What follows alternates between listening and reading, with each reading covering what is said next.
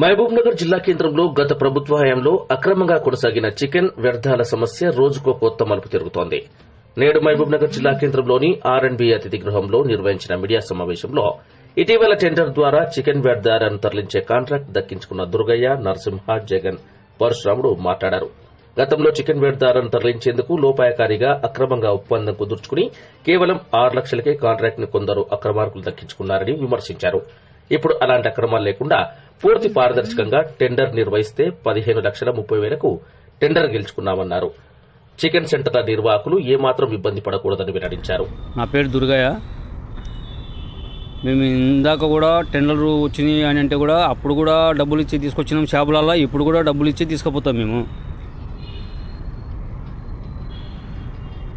పరశురాం, నరసింహ మేమంతా కలిసి చేస్తున్నాము.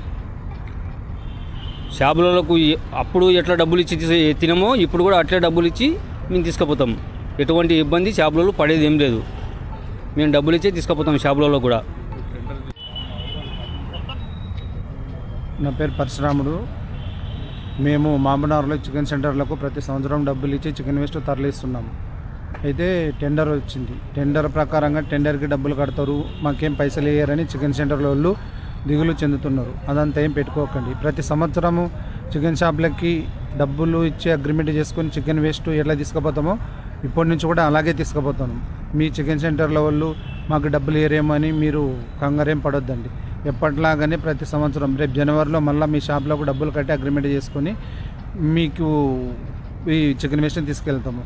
ఆ టెండర్ కూడా మేము షాప్లకు డబ్బులు కట్టినామన్నందుకు వాళ్ళు టెండర్ కూడా మాకు ఇచ్చిండ్రు. మీరేమీ మాకు డబ్బులు ఇయ్యరని ఇబ్బంది ఏం పడవద్దండి. చికెన్ సెంటర్ల వాళ్ళందరికీ మేము తెలియజేస్తున్నది ఇదే విషయమే.